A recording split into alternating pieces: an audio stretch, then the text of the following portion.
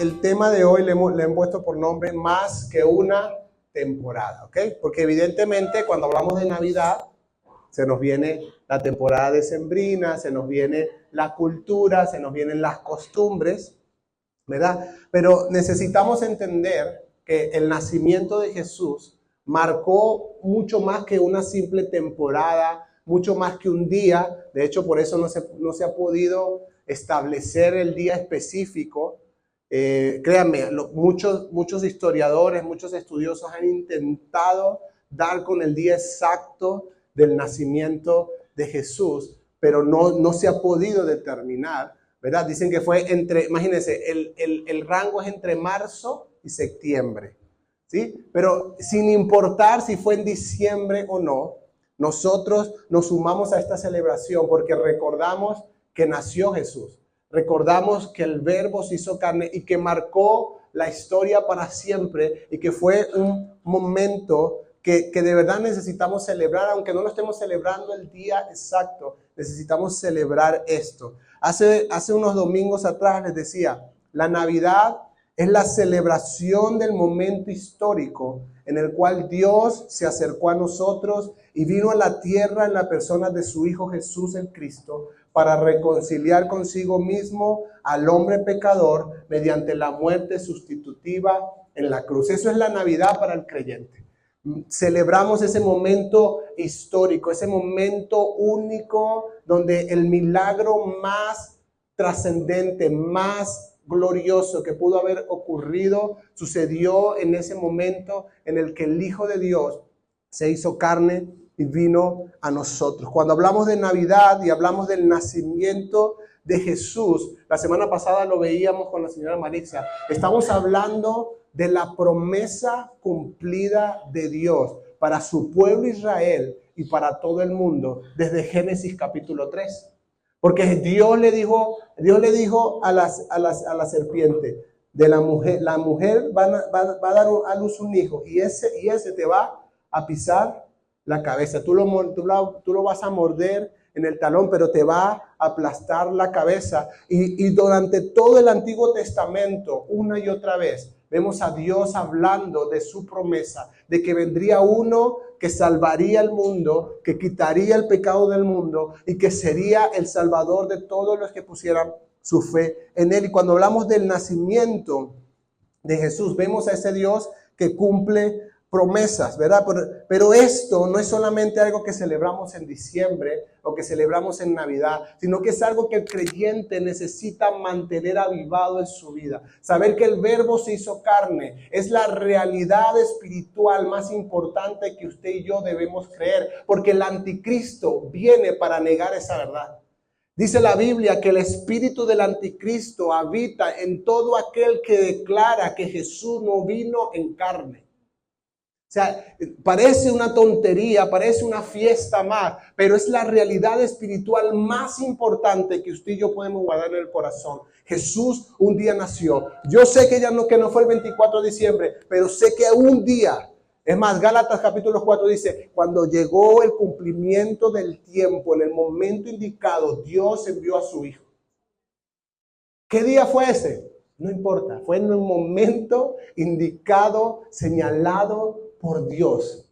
En ese momento específico, el Hijo de Dios nació y es lo que celebramos. Y Jesús vino a traer algo que era muy importante, lo vimos la semana pasada, hoy vamos a ver un poco más sobre eso. Y vino a traer esperanza para el mundo.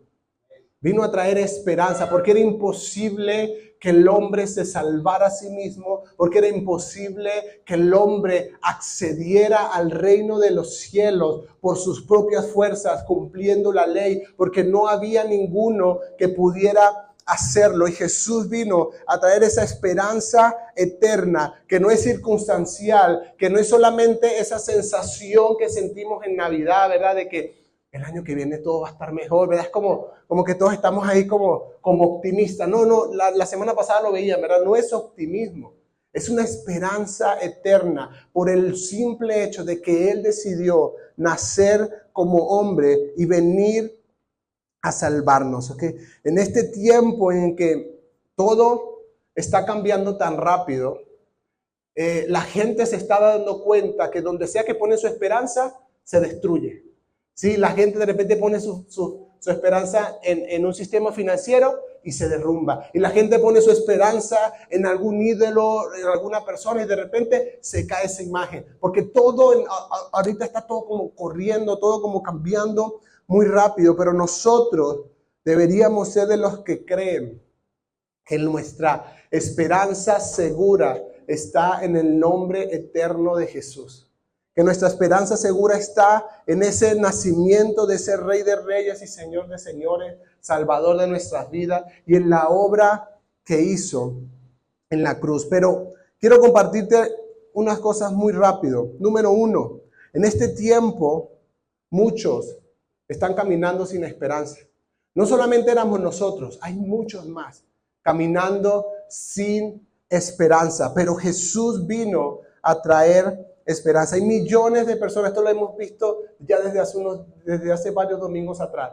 Hay muchísimas personas, millones de personas que han puesto su esperanza en cosas temporales, en una temporada específica, en algo natural, en algo que está supuesto a terminarse en algún momento. Y ahí está puesto su esperanza. Job 8, del 11 al 13 dice: ¿puede crecer el papiro donde hay pantano? ¿Pueden crecer los juncos donde no hay agua? Aunque esté floreciendo y nadie los haya cortado, se marchitan antes que otra hierba. Tal es el destino de los que se olvidan de Dios. Así termina la esperanza de los impíos. Pareciera que la cosa va floreciendo, pareciera que el sistema financiero va bien, pareciera que el sistema político va bien, pero siempre va a resultar en una decepción. Siempre va a resultar en que algo cambia, en que algo termina, y que la esperanza de muchos de ellos, porque la esperanza no la están colocando en el lugar correcto, sino que la colocan en otro lugar. En 1 Timoteo del 6, del 17 al 19, Timoteo dice esto en el Nuevo Testamento. Dice: a los ricos de este mundo, mándales que no sean arrogantes, ni pongan su esperanza ¿en dónde? En las riquezas. De nuevo, Pablo le dice a Timoteo: a los ricos de este mundo, mándales que no sean arrogantes, ni pongan su esperanza en las riquezas que son tan inseguras, sino en Dios, que nos provee de todo en abundancia para que lo disfrutemos. ¿Sí? Pero la mayoría de nosotros, bueno, voy a hablar por mí, no voy a hablar por usted, la mayoría de nosotros seguimos pensando que lo que necesitamos es plata para estar bien. La mayoría de nosotros seguimos pensando que nos sentimos mal, que no estamos completamente bien porque necesitamos es plata. Pero ahí no está la esperanza del creyente. Es más, ahí no hay ninguna esperanza segura. Incluso el que lo tiene, la Biblia dice: a los ricos, a los que tienen dinero, diles que no pongan su esperanza en las riquezas. Aunque las tengan, su esperanza, su seguridad, su estabilidad no está allí. Mándales a que hagan el bien, que sean ricos en buenas obras y generosos, dispuestos a compartir lo que tienen. De este modo atesorarán para sí un seguro caudal para el futuro y obtendrán la vida eterna. ¿Sí? Y no son las posesiones materiales lo que nos puede dar esperanza, aunque nuestro corazón natural sigue diciendo: bueno, pero si tuviera un carrito, ¿verdad? Sería más fácil. Pero si tuviera un carro más nuevo, pero si tuviera la casa que quiero, pero si tuviera la cuenta tanto, pero si pudiese, y todo es porque estamos adoctrinados por un sistema que habla solo de cuánto tienes tú, cuánto tengo yo y cuál es mi alcance económico. Pero esa no puede ser nuestra seguridad. Tengamos o no tengamos, nosotros podemos estar llenos de gozo porque celebramos que nació Jesús para salvarnos. Podemos estar llenos de alegría, aunque no tengamos todas las cosas que queremos en ese momento, porque el Hijo de Dios nació y celebramos su nacimiento, y no que tengamos todas las cosas que necesitamos. Así que la mayoría de la gente hoy en este sistema en el que estamos está buscando su seguridad y está poniendo su esperanza en las cosas materiales. Y lamentablemente es algo que está sucediendo en la iglesia. Lamentablemente es algo que está, no estoy diciendo que tener esté mal. Por favor, no me malentiendan. No estoy diciendo, de hecho, el mismo texto decía que pongamos nuestra esperanza en Dios, que nos provee de todo en abundancia para que lo disfrutemos. Nuestro Dios no es mezquino y nuestro Dios no es alguien que... No, Dios quiere que disfrutes de las cosas que te da. Dios quiere que disfrutes de los regalos que te da, de las bendiciones que te da. Pero Dios no quiere que tú pongas tu esperanza en las cosas que Él te da.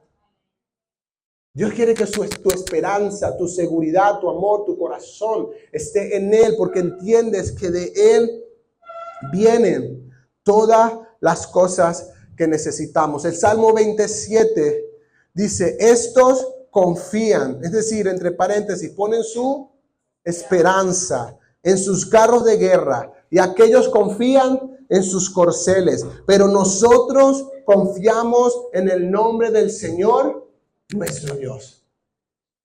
Y esto tiene que ser algo más que un versículo que leemos. Tiene que convertirse en una realidad. Sí, hay mucha gente que confía en sus riquezas y hay algunos que tienen su confianza, su esperanza en sus destrezas, en sus habilidades, en sus dones, en su capacidad de producir. Y no puede estar allí porque él dice, estos confían en sus carros de guerra, aquellos confían en sus corceles, pero nosotros confiamos en el nombre del Señor nuestro Dios. Es en Él el que está toda nuestra esperanza. Y una muy buena pregunta que normalmente yo me hago en este tiempo, cuando reviso el año, es, ¿dónde ha estado mi esperanza este año? Porque es fácil decir, no, sí, mi esperanza está en Dios. Pero a veces es solo palabra. A veces mi corazón ha puesto su esperanza en otras personas, ha puesto su esperanza en una organización, ha puesto su esperanza en el sistema económico, ha puesto su esperanza en un trabajo, ha puesto en su esperanza en el aguinaldo, ha puesto su esperanza en X cosa. Y yo me hago esta pregunta, Señor, ¿dónde ha estado mi confianza este año? ¿Dónde ha estado mi esperanza? ¿De qué manera estoy tomando decisiones? Cuando voy a tomar una decisión, ¿veo la cuenta del banco o voy a la presencia de Dios a preguntar?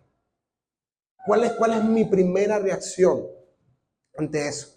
Número 2, la realidad es que tú y yo, dile a la persona que está a tu lado, tú y yo, no teníamos esperanza. No había manera, créanme, miren, no había manera. O sea, lo que el mundo te ofrece es solo ideas optimistas, ideas positivas, pero no es esperanza. ¿Por qué? Porque todo lo que el mundo te ofrece te alcanza, si acaso, para esta vida.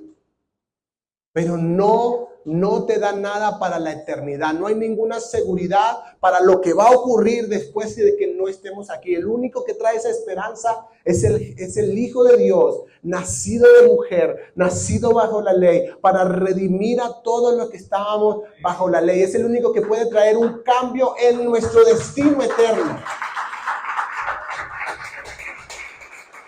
El mundo te puede ofrecer riquezas y te pueden alcanzar hasta que te mueras. Porque no hay entierro con mudanza. No hay. No hay entierro con mudanza. Allá donde vamos a llegar, nos vamos sin nada.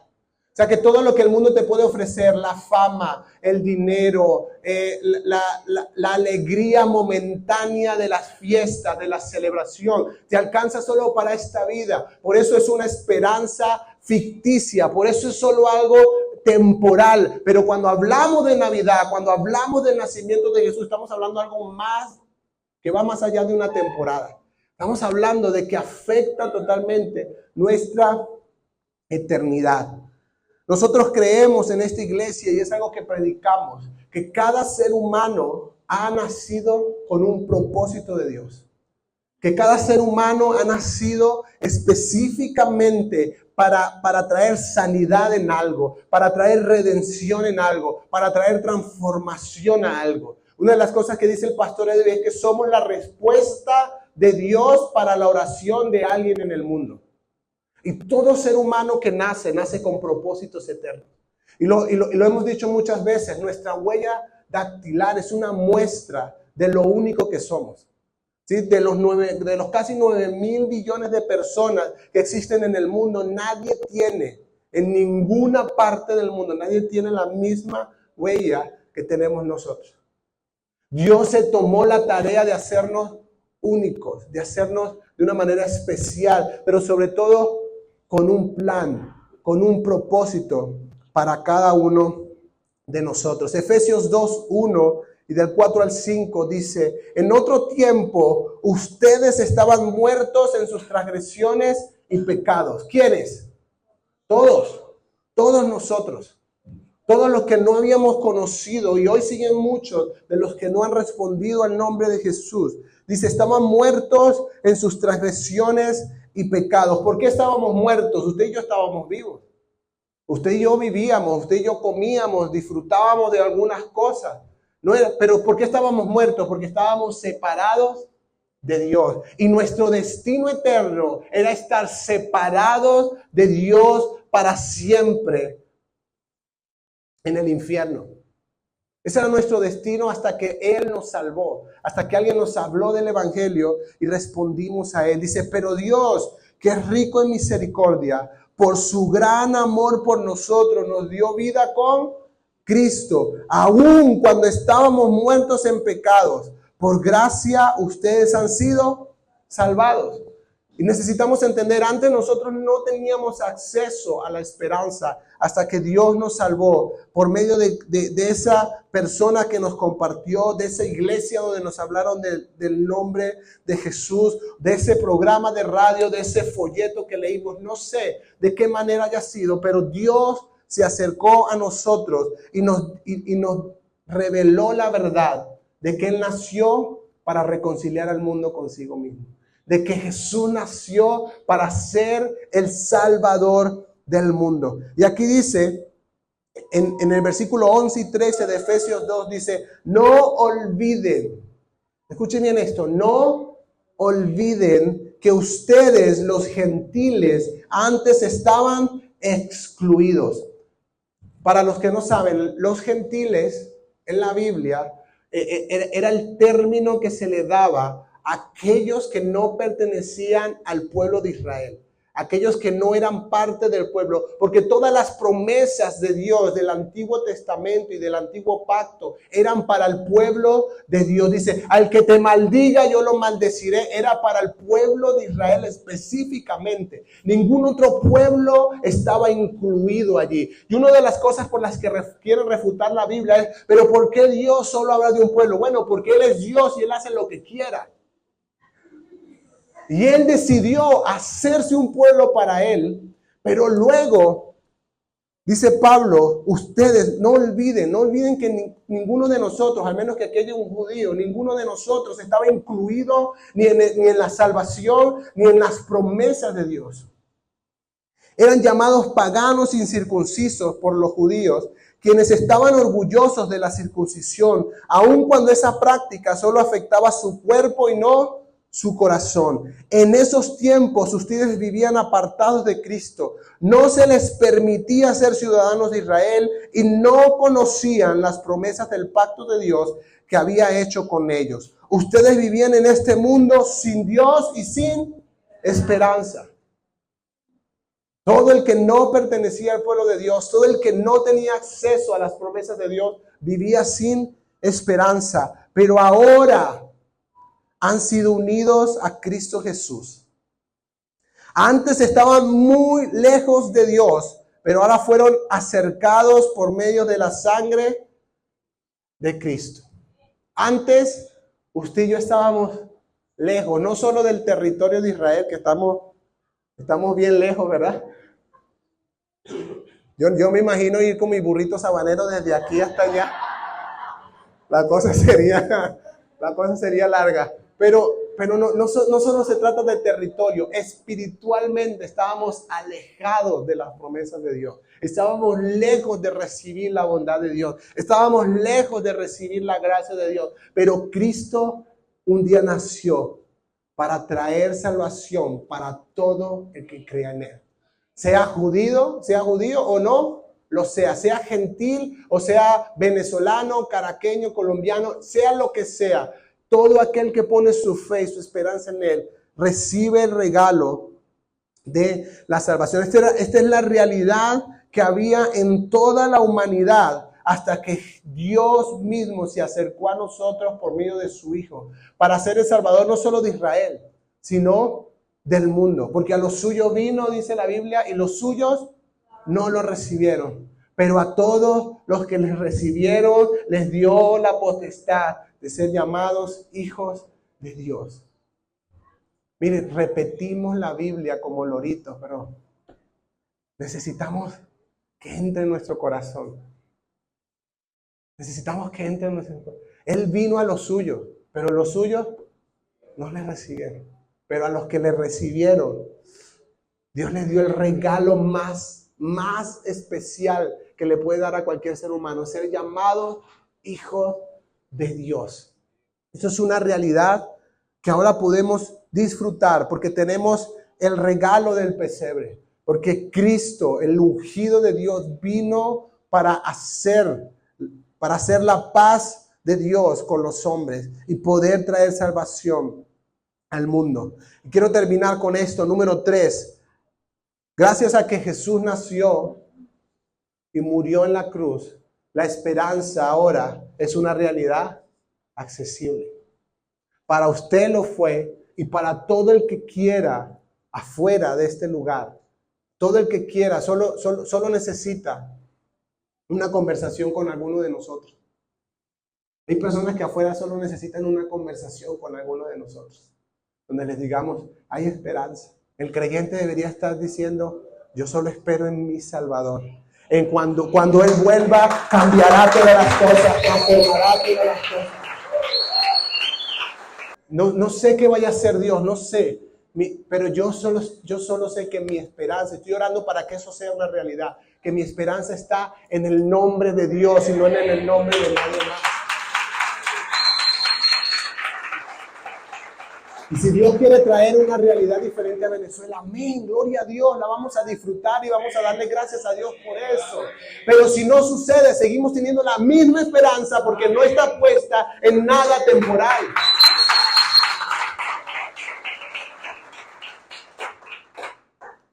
¿Qué sucedió cuando Jesús nació? Porque ya la mayoría de nosotros sabemos qué sucedió después de la cruz y cuando empezaron los creyentes. Pero hubo gente que creyó en Jesús sin haber ido a la cruz todavía. Pero solo al verlo comenzaron a creer que Él era el enviado de Dios, el Hijo de Dios, el Verbo de Dios hecho carne. Isaías 61 lo profetizó de la siguiente manera: el Espíritu del Señor Omnipotente está sobre mí, por cuanto me ha ungido para anunciar buenas nuevas a los pobres. Me ha enviado a sanar los corazones heridos, a proclamar liberación a los cautivos y libertad a los prisioneros. Esto es lo que Jesús comenzó a hacer. De hecho, fue lo que Él leyó cuando empezó su ministerio. Dice, a pregonar el año del favor del Señor y el día de la venganza de nuestro Dios, a consolar a todos los que están en duelo y a confortar a los dolientes de Sión. Me ha enviado a darles una corona en vez de ceniza, aceite de alegría en vez de luto, traje de fiesta en vez de espíritu de desaliento, y serán llamados robles de justicia, plantío del Señor, para mostrar su gloria. Jesús nació para traer esta realidad a todo el que crea en Él. Vino a traer libertad, vino a traer liberación, vino a traer sanidad, vino a pregonar, a decir, el año del favor del Señor ha venido sobre ti, porque el reino de los cielos se ha acercado y soy yo. Esa era su predicación, el reino de los cielos se ha acercado porque un día Jesús vino. Romanos 15:13 dice, que el Dios de la esperanza los llene de toda alegría y paz a ustedes que creen en Él, No es por el sistema político, no es por el sistema financiero, no es porque si tienes, no es porque no tienes, es porque crees en Él. Y nuestro Dios, que es el Dios de toda esperanza, nos puede llenar de alegría y de paz para que rebosemos de esperanza por el poder del Espíritu Santo. Es más que una temporada cuando hablamos del nacimiento de Jesús. No es sentirnos hoy esperanzados y qué chévere y cuando ya en enero se nos acaba. No, es una esperanza eterna. Es una esperanza eterna. Nuestro Dios anhela que nuestro corazón rebose de esperanza por el poder del Espíritu Santo. Que nuestro corazón, y yo sé porque también nos sucede. Yo sé que hay días en que la cosa es difícil, sé que hay momentos, circunstancias que aprietan y no es Dios, no es como el dicho que Dios aprieta pero no ahorca, olvídese de eso, no es eso. Sino que la vida es así, la vida está llena de conflictos, está llena de situaciones agradables, desagradables. Estamos en un mundo caído que estamos llenos de muchísimas cosas. Y yo sé que hay días que es más difícil, pero por eso necesitamos el poder del Espíritu Santo. Porque la esperanza que vino a darnos Jesús no es circunstancial, no es temporal, no es momentánea, es una esperanza eterna. Es una esperanza que sobrepasa cualquier temporada, cualquier momento. Cualquier persona que tenga su esperanza en otro nombre o en otro lugar, tiene una esperanza incorrecta, porque solo les alcanzará para esta vida. Solo les alcanzará para esta vida. Miren, 1 Corintios 15:19. Dice, si la esperanza que tenemos en Cristo fuera solo para esta vida, seríamos los más desdichados de todos los mortales. Si la esperanza que tenemos, porque este es el problema, se ha vendido un evangelio circunstancial, se ha vendido un evangelio temporal, se ha vendido un evangelio momentáneo y que necesitas creer en Dios y Dios te da. No, puede ser que Dios no te dé lo que tú quieres, pero Él sigue siendo digno de adoración y de alabanza. Y Él vino para transformar mucho más que la vida temporal que tienes aquí. Yo creo en la transformación de Dios, yo he visto la transformación de Dios, pero Él viene a hacer mucho más que eso. Y cuando te venden un evangelio circunstancial y las circunstancias son contrarias, comienzas a dudar del evangelio. Pero es que te predicaron el evangelio incorrecto. Porque el evangelio de Dios habla de eternidad. Habla de que estabas en el reino de las tinieblas y fuiste trasladado al reino de su luz admirable. Habla de que tu destino era el infierno y la sangre de Cristo rompió la esclavitud y el pecado que había en tu vida lo perdonó para siempre y ahora accedes al reino de Dios. Un lugar que tú y yo no podíamos comprar, sino que recibimos por gracia. Y hay algo que yo he dicho muchas veces, pero lo voy a repetir. Cristo no es garantía, es esperanza. Quiero que lo pienses cada vez que tengas momentos en tu vida. Cristo no es garantía, es esperanza. Cristo no es garantía de que todo te va a salir bien. ¿Quién te dijo eso? A los discípulos no todo les salió bien. Podrían mencionarte la lista de cómo cada uno de ellos fue muerto por causa de su fe. Para el mundo no les fue bien, pero para ellos era el mejor regalo. La mayoría de ellos anhelaban morir por causa del nombre de Dios. Cristo no es garantía de que si yo emprendo, el negocio me va a ir bien. No, toma bien decisiones, revisa bien los datos, asesórate bien y emprende. Yo creo en la bendición de Dios, pero a veces hemos creído que solo porque soy cristiano está garantizado todo. No. Cristo no es garantía de que te va a ir bien en esta vida, o que no te vas a enfermar, o que no te va a dar COVID. Algunos pensaban eso. Cuando estábamos y más de un pastor por ahí le pasó, incluyéndome. ¿Verdad? Y nos enfermamos. Es que Cristo no es garantía de que no te vas a enfermar. Cristo es esperanza. Cristo es esperanza. Dice, Cristo en nosotros es esperanza de gloria, no garantía de que todo te va a salir bien, no garantía de que vas a recibir bonos, no garantía de que te van a dar, no garantía de que vas a comprar carro, no garantía, no. Esas son cosas temporales y si Dios nos la da, la disfrutamos. Pero Cristo no es garantía de eso. Su nombre sobre nosotros representa esperanza. Tito 1:2 dice, nuestra esperanza es la vida eterna, la cual Dios, que no miente, ya había prometido antes de la creación. Otra vez, no lo dimensionamos, lo leemos muy fácil, pero no lo dimensionamos. Todos los días deberíamos levantarnos y decir, gracias, porque tengo vida eterna. Porque yo sé el día que me muera, sea hoy, sea mañana, sea cuando sea, sé dónde voy, sé el lugar al que pertenezco. He sido salvado por la gracia de Dios. Esto no me lo merecía, no lo compré, no me lo gané, pero fui salvado por medio de Él. Esta es nuestra esperanza.